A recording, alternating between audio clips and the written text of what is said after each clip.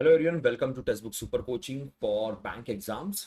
और आज के इस सेशन में मैं आपके साथ बातचीत करना चाहूंगा diploma in banking and finance के बारे में। डीबीएफ, डीबी एंड एफबी से कई बार कहा जाता है कि एग्जैक्टली है क्या। ये काफी बार चर्चा में होता है। बैंकिंग में जाने से पहले जो बैंकिंग एस्पिरेंट्स होते हैं उनके लिए ये एक प्रॉपर कंसेप्ट क्रिएट किया गया है। तो इस कंसेप्ट के बारे में जानकारी लेंगे और अगर एक बार आप बैंकर बन जाते हो तो इस पर्टिकुलर डिप्लोमा का, इस सर्टिफिकेशन का आपको क्या फायदा मिलेगा, आपको क्या यूज होगा, इन सब के ऊपर हम लोग इस सेशन में बात करेंगे। पर इस सेशन को आगे बढ़ाने से पहले, हमारे इस लेक्चर को आगे ले जाने से पहले, आप जल्दी से एक बार, अगर आपने अभी तक हमारे इस चैनल को सब्सक्राइब नहीं किया होगा, जल्दी सब्सक्राइब कर दीजिएगा और इस वीडियो को जरूर शेयर कीजिएगा जो भी सीरियस बैंकिंग एस्पिरेंट्स है। जब हम डीबी एंड एफ की बात करते हैं, डिप्लोमा इन बैंकिंग फाइनेंस की बात की जाती है, तो बेसिकली एक ऐसा सर्टिफिकेशन कोर्स है जो जब आप बैंक जाओगे, बैंक में आप जब ज्वाइन करोगे तो बहुत सारे लोग जैब की एग्जाम देते हैं। JAIIB नाम का एक कंसेप्ट है जिसका एग्जामिनेशन दिया जाएगा। So junior associate of the Indian institute of bankers का ये हमारा कंसेप्ट है और इस कंसेप्ट को लोग ज्वाइन करते हैं, जिसको लोग जुड़ते हैं कि अब सीन ऐसा है, जब हम इस पर्टिकुलर प्रोग्राम को ज्वाइन करते हैं तो इससे फायदा ये होता है कि अगर आप बैंकर हो तो आपको एक इंक्रीमेंट मिल जाता है। जो सैलरी में इंक्रीमेंट्स होते हैं वो एक इंक्रीमेंट आपको यहाँ पे एडिशनल मिल जाएगा जैसे आप ये सर्टिफिकेशन क्लियर करोगे। बट बैंकर बनने से पहले ही अगर आपने ये डिप्लोमा कोर्स कर लिया तो जैसे ही आप बैंकर बनोगे आपका एक इंक्रीमेंट पहले ही लग जाएगा। तो आपको वेट करने की जरूरत नहीं है, आपको अलग से कोई एग्जाम देने की जरूरत नहीं है ऑलरेडी। तो कई बार ऐसा होता है कि जब आप ये एग्जाम देते हो कि ये एग्जाम आप तब दे सकते हो जब आप बैंकर बन जाओगे। पर ये एग्जाम आप बैंकर बनने से पहले ही दे सकते हो। तो diploma in banking and finance या आप बैंकर बनने से पहले ही दे दीजिए। एक बार आपने एग्जाम दे दी और जब आप बैंक ज्वाइन करोगे तो this will be equivalent to this, ये इसके इक्वल में रहेगा और आपको एक इंक्रीमेंट जो आपको मिलने वाला था वो पहले आपको मिल जाएगा।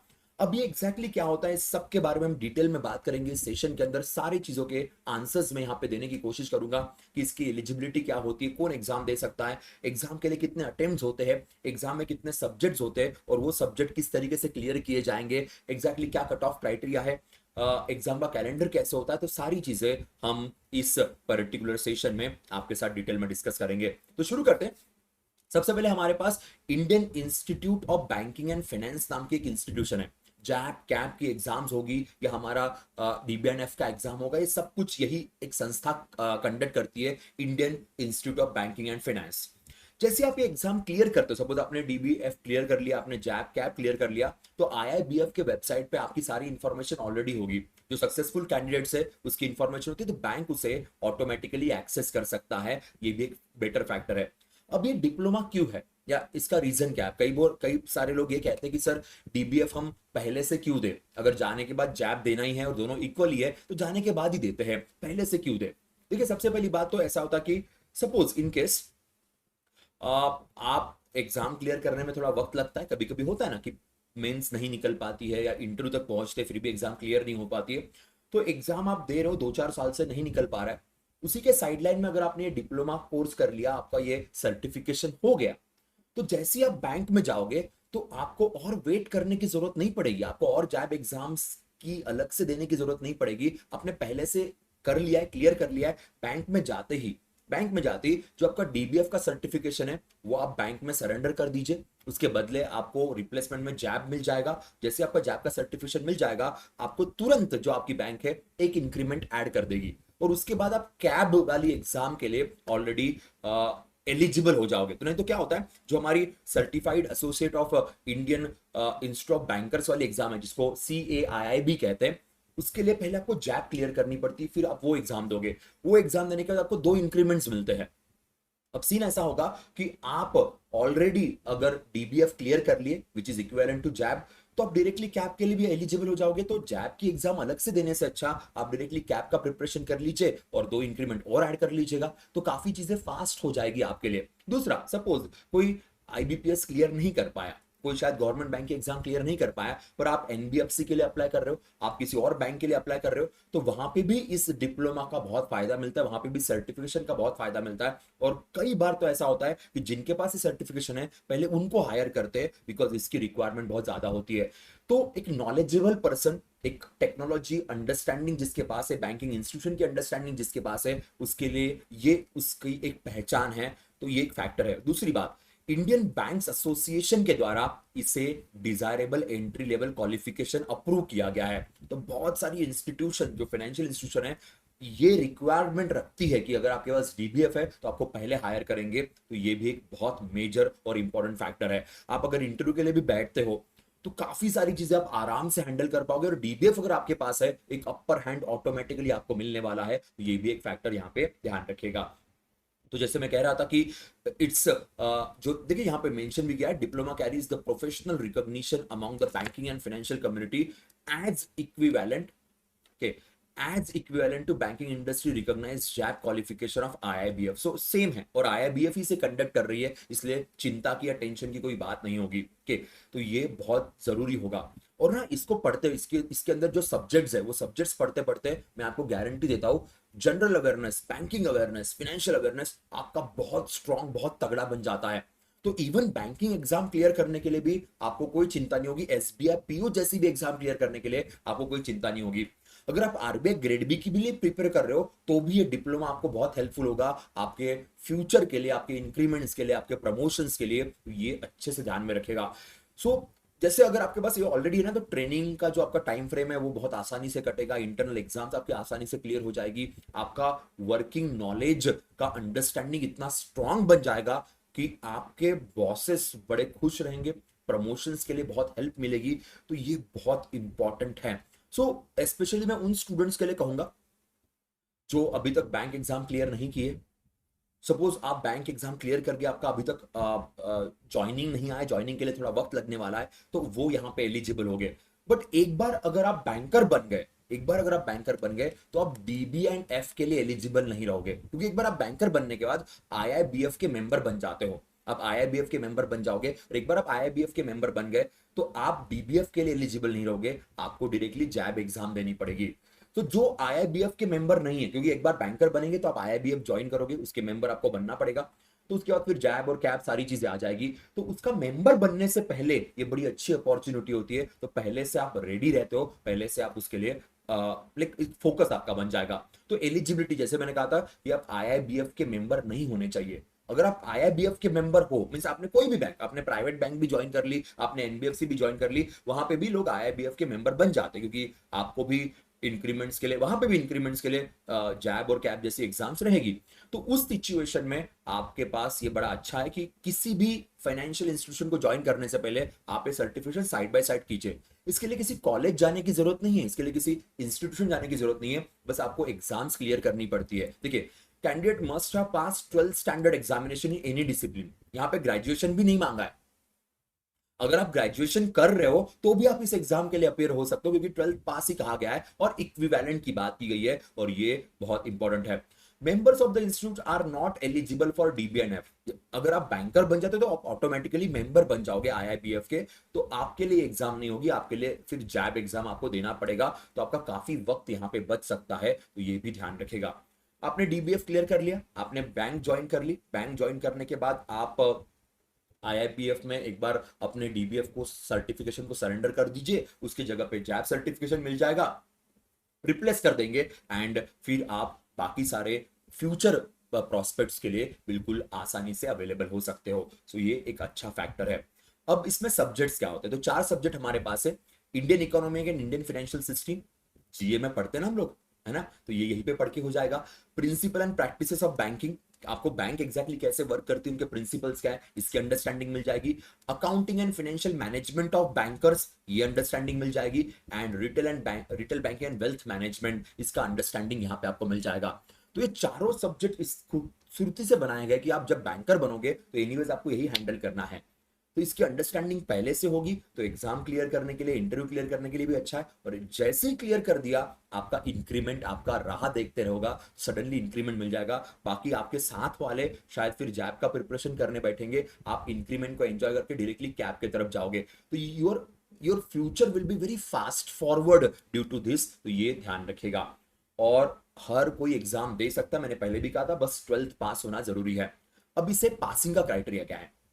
देखिए, 100 मार्क का एक पेपर रहेगा, 4 पेपर है, चारों के चारों 100 मार्क के पेपर होते हैं।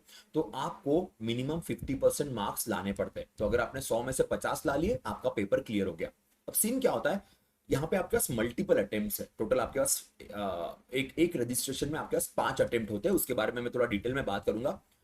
सपोज एक अटेम्प्ट में आप 4 में से एक ही पेपर क्लियर कर पाए, तो दूसरे अटेम्प्ट में दूसरा कीजिए, तीसरे अटेम्प्ट में तीसरा कीजिए, चौथे अटेम्प्ट में चौथा कीजिए। ये भी ऑप्शन आपके पास होता है, ये भी ऑप्शन आपके पास है। तो आपके पास 3 साल में 5 अटेम्प्ट अवेलेबल होते हैं। 3 साल में 5 अटेम्प्ट, क्योंकि क्या होता है, एक साल में 2 बार एग्जाम होती है। अभी रिसेंटली मई में एग्जाम कंडक्ट हुई के, अब उसके बाद हमारी सितंबर अक्टूबर के टाइम पे एक और एग्जाम कंडक्ट होगी। तो साल में 2 बार एग्जाम होती है। तो एक बार जब आप रजिस्ट्रेशन करोगे तो 3 साल के लिए आपका रजिस्ट्रेशन वैलिड रहेगा। तो one registration is valid for 3 years. अब आप कहोगे सर इसमें तो 6 अटेम्प्ट हो गए, पर ये 6 अटेम्प्ट नहीं देते, ये आपको 5 अटेम्प्ट देते हैं। ये 5 अटेम्प्ट आप एक साथ लो या फिर ब्रेक ब्रेक में लो, चल जाएगा। पर 3 साल के लिए आपका एक एनरोलमेंट एलिजिबल रहेगा और उसमें 5 अटेम्प्ट हो गए एग्जाम क्लियर करने के लिए। अगर आपने पहले अटेम्प्ट में एग्जाम क्लियर कर ली तो बढ़िया, कोई टेंशन नहीं। नहीं कर पाए तो अब दूसरे में करो, तीसरे में करो, चौथे में करो, बीच में ब्रेक लेके बाद में 5वें में करो, कोई दिक्कत नहीं है। तो इस तरीके से भी करते हैं। तो सपोज आपने एक पेपर एक अटेम्प्ट में निकाला, तो वो एलिजिबल हो जाओगे। एक एक पेपर आपका निकल जाएगा, फिर दूसरा, तीसरा, चौथा, इस तरीके से आप बाकी के बच्चे को पेपर दे दीजिए, बाकी के बच्चे को सब्जेक्ट को आप क्लियर कीजिए। बट सपोज आपने एक ही अटेम्प्ट में 2 पेपर में आपने 55 लाए और 2 पेपर में आपने 45 लाए, एक ही अटेम्प्ट में। ओके, पहले अटेम्प्ट में आपने यहाँ पे 55 तो ये तो आप एलिजिबल हो गए। यहाँ पे मैंने कहा 50 चाहिए, पर अगर आपने उसी अटेम्प्ट में 2 पेपर में 45 लाए तो भी आप एलिजिबल हो जाओगे। तो भी आप एलिजिबल, क्योंकि टोटल स्कोर जो है आपका के, वो टोटल स्कोर आपके हाफ से बढ़ जाएगा। तो टोटल हमारे पास 400 है, तो 400 से लाइक हमें मिनिमम 200 चाहिए। मिनिमम 200 मीन्स ओवरऑल मिनिमम 200 चाहिए और हर पेपर में मिनिमम 50 चाहिए। पर अगर आप एक अटेम्प्ट दे रहे हो और एक अटेम्प्ट में आपने 2 पेपर में 55 लाए या फिर 60 लाए, और यहाँ पे आपने 45, मिनिमम 45 चाहिए यहाँ पे, ओके, आपने 45 भी लाए, 50 नहीं ला पाए, तो भी आप एलिजिबल हो जाओगे, तो भी आप आगे बढ़ जाओगे। पर ये एक ही अटेम्प्ट में करना पड़ेगा, एक ही अटेम्प्ट में करना पड़ेगा। तो सपोज आपने एक पेपर पहले अटेम्प्ट में निकाल दिया और बाकी 3 पेपर आप दूसरे अटेम्प्ट में निकालने के लिए जा रहे हो और वहां पे अगर 45 मिला तो वो एलिजिबल नहीं होगा। सिंगल अटेम्प्ट में आपको ये करना पड़ेगा। तो अगर आप स्टेप बाय स्टेप सारे अटेम्प्ट यूज करना चाहते हो तो मिनिमम 50 तो आपको लाने पड़ेंगे। और इस तरीके से होता है। Candidates will be allowed to retain credits of the subject they have passed in an attempt till the expiry of the time limit of the passing of the examination. तो सपोज आपने एक पेपर क्लियर कर लिया, okay, और 3 साल तक आप 3 ही paper clear कर पाए, उसके बाद फिर आप नेक्स्ट 3 साल के बाद फिर नेक्स्ट के लिए जा रहे हो, तो आपको वापस जीरो से शुरू करना पड़ेगा। तो 3 साल आपके पास है चारों पेपर निकालने के लिए। अगर आप 3 साल में चारों नहीं निकाल पाए तो जब आप नेक्स्ट टाइम ट्राई करोगे तो वापस जीरो से। और इतना वक्त लगता नहीं है दोस्त, किसी को भी नहीं लगता इतना वक्त के। बढ़िया सब्जेक्ट है, बहुत बढ़िया अंडरस्टैंडिंग हो जाती है और निकल जाता है, पेपर निकल जाता है, टेंशन नहीं होती है। हाँ, थोड़ा बहुत डिफिकल्ट होता है ऑफ कोर्स यार, इतने बड़े लेवल की एग्जाम में थोड़ी बहुत डिफिकल्टी तो रहेगी, बट निकल जाता है। और 5 attempt is more than enough, literally 5 attempt is more than enough. इतना अटेम्प्ट कई बार लोग लेते भी नहीं है, पहले इसमें ही लोग निकाल लेते हैं। तो ये भी एक फैक्टर ध्यान रखना। तो आराम से निकल जाती है एग्जाम, कोई चिंता की जरूरत नहीं है। फिर भी मैं आपको कंडीशंस बता देता हूं, ध्यान दीजिएगा। जब आप एक बार रजिस्टर करोगे तो आप 3 साल के लिए, 3 इयर्स के लिए आपका ये रजिस्ट्रेशन जो है ये वैलिड रहेगा, ठीक है। सॉरी, तो ये 3 साल के लिए आपका एक रजिस्ट्रेशन वैलिड रहेगा। उसमें आपको 5 अटेम्प्ट मिलेंगे, वैसे साल में 2 बार एग्जाम होती है, ठीक है। 3 साल और 5 अटेम्प्ट, जो भी अर्लियर खत्म हो गया तो आपका वो टाइम खत्म हो गया, आपको वापस फिर जीरो से स्टार्ट करना पड़ेगा, वापस जीरो वाला सीन यहाँ पे रहेगा, ठीक है। तो ये ध्यान रखिएगा। 6 एग्जामिनेशन आपको 3 साल में मिलेगी, उसमें से 5 के लिए आप एलिजिबल रहते हो। आपको पांचों एक साथ देने की जरूरत नहीं है, आप बीच में ब्रेक लेके भी दे सकते हो, ऐसा भी आप कर सकते हो, वो भी एक पॉसिबिलिटी है। तो ये थोड़ा सा फैक्टर ध्यान रखिए। मैं आपको बोल रहा हूँ साल में 2 बार आती है, तो आपने एक टाइम जो है, सपोज मई में एग्जाम आ रही, क्योंकि उसके पहले आरआरबी भी नहीं आती, कोई एग्जाम आती नहीं है, तो आप जैन से लेके मई तक सिर्फ इसके तरफ भी ध्यान दोगे ना, और सर्टिफिकेशन ले लोगे, फिर उसके बाद फिर आपकी बाकी एग्जाम स्टार्ट हो जाएगी। क्योंकि इसमें इतना जबरदस्त नॉलेज मिलता है, तो ऑटोमेटिकली वो इंटरव्यू जीए का टेंशन वैसे भी खत्म हो जाता है, काफी सारे प्रॉब्लम्स का टेंशन खत्म हो जाता है। तो ये बहुत बढ़िया अपॉर्चुनिटी होती है। तो कई सारे लोग ऐसे होते हैं जो जानते हैं बैंकिंग कैलेंडर के बारे में, जो शायद 2-3 बार एग्जाम दे चुके हैं, जिनका क्यूए रीजनिंग प्री निकालने वाला तो स्ट्रांग बन गया है। तो ये जो बीच वाला टाइम है ना, ये जहाँ पे कोई एग्जाम होती नहीं है, तो ये थोड़ा सा जैन से लेके मई तक इसको फोकस करके एग्जाम निकाल लेते, चारों सब्जेक्ट निकल जाते, चारों सब्जेक्ट निकल जाते। फिर उसके बाद वैसे टाइम है ही हमारे पास ना, आरआरबी। अब आरआरबी का तो अभी तक नोटिफिकेशन नहीं है, और इसकी एग्जाम हो भी गई है मई में, हो भी गई है। ओके, अब ये भी थोड़ी सी एग्जाम डिले हो गई थी because of the India Pakistan situation, तो ये हो जाती है एग्जाम आराम से। तो आपके पास बहुत वक्त होता है, बहुत अच्छी अपॉर्चुनिटी होती है, इसे आप बिल्कुल मिस मत कीजिएगा, ये बढ़िया रहेगा। अब यहाँ पे रजिस्ट्रेशन फीस भी मैं आपको दिखा देता हूँ, क्योंकि ये भी एक इंपॉर्टेंट फैक्टर है। जब आप पूरा रजिस्ट्रेशन करोगे, 3,500 का आपका रजिस्ट्रेशन होगा पहले अटेम्प्ट के लिए। और उसके बाद अगर आपको अटेम्प्ट लग रहे तो 1300 रुपए पर अटेम्प्ट के हिसाब से आपको फीस पे करनी पड़ेगी। ओके, अगर आप पांचों अटेम्प्ट में क्लियर नहीं कर पाते तो वापस 3,500 वाला सीन आपका आ जाएगा। अब ये फीस समय के साथ बदलती भी है, चेंज भी होती है, और इसमें टैक्सेस भी अप्लीकेबल होंगे। पर यार फीस इतना बड़ा टास्क नहीं है, अच्छे से पढ़ाई कर लो ना, 3,500 में सब हो जाएगा। ये बाद वाले 1,300 का जरूरत ही नहीं पड़ेगी आपको, आराम से पेपर निकल जाएगा। तो ये भी एक कंसेप्ट अच्छे से ध्यान में रखिएगा, ठीक है। अब मैं एग्जाम की बात करता हूं। इसमें paper is in English only. अब ये चीज बड़ी जरूरी है कि यहाँ पे पेपर जो है आपका इंग्लिश में ही रहेगा, फिर आप कोई भी बैंकर हो। इसलिए मैं कई बार कहता हूं कि जब आप बैंकिंग के लिए प्रिपरेशन करते हो, तो मुझे ये भाषा नहीं आती, मुझे इंग्लिश नहीं आती, मुझे इंग्लिश में नहीं पढ़ना है, इसको थोड़ा सा सीख लेते हैं, सिंपल सी भाषा सीख लेते हैं, क्योंकि फ्यूचर के लिए बहुत जरूरी होगा, फ्यूचर के लिए बहुत इंपॉर्टेंट होगा। उसका एग्जांपल मैंने यहाँ पे आपके सामने रखा है कि again question paper will contain 100 objective type multiple choice question. तो ऑब्जेक्टिव क्वेश्चन ही होते हैं, ऑनलाइन तरीके से एग्जाम होती है। सबसे बड़ी बात, नो निगेटिव मार्किंग, यहाँ पे निगेटिव मार्किंग नहीं होती है। तो यार 50 मार्क लाना आसान बन जाता है, क्योंकि नहीं है। और 2 घंटे का पेपर है, the duration of the examination will be 2 hours, और आराम से पेपर आपका खत्म हो जाता है। तो जो बैंकिंग के लिए प्रिपेयर कर रहे हैं, उनको मेरा सजेशन होगा कि सोचिए इसके बारे में, अच्छी अपॉर्चुनिटी, अच्छा चांस आपके पास है, तो एग्जाम दीजिए, बहुत हेल्प मिलेगी, बहुत ज्यादा हेल्प मिलेगी। और जैसे ही आप बैंक में लगोगे ना, तुरंत में आपका पहला इंक्रीमेंट लग जाएगा, and people will be very shock. और लोग करते हैं ऐसा, पर 100 में से ना हार्डली 10 लोग करते हैं। 100 में से 100 करेंगे तो अच्छी बात रहेगी, आप डायरेक्टली कैब के लिए अप्लीकेबल होगे, फ्यूचर आपका बहुत ब्राइट रहेगा। तो ये ध्यान रखिए। और ना इंटरव्यू के टाइम पे भी लगता है कि यार एक बंदा बड़ा सीरियस है, बहुत अच्छा है, तो ध्यान रखिए। आपके कोई भी डाउट्स होंगे, कोई भी क्वेरीज होगी, तो हम बिल्कुल उसके भी सॉल्व करेंगे। मैं और कुछ सेशंस इसके बारे में लेके आऊंगा, आपके डिमांड के हिसाब से, कि और क्या क्या है डिटेल में। थोड़ा एक बार सिलेबस डिस्कस कर लेंगे, चारों सब्जेक्ट में और क्या क्या मॉड्यूल्स होते हैं उसके ऊपर भी एक बार बात कर लेंगे, ताकि आपको प्रिपरेशन में हेल्प मिलेगी। दोस्तों, हमारा एक सेपरेट चैनल है टेक्स्ट बुक सुपर कोचिंग का, जैब कैब एग्जाम्स के लिए, और उस चैनल पे इसके बारे में और subject wise detail knowledgeable videos आपको मिल जाएंगे। तो आप उस चैनल को जरूर फॉलो कीजिएगा, उसकी लिंक आपको डिस्क्रिप्शन में मिल जाएगी। तो मिलते हैं हमारे जैब कैब चैनल में, तब तक के लिए बाय बाय, टेक केयर।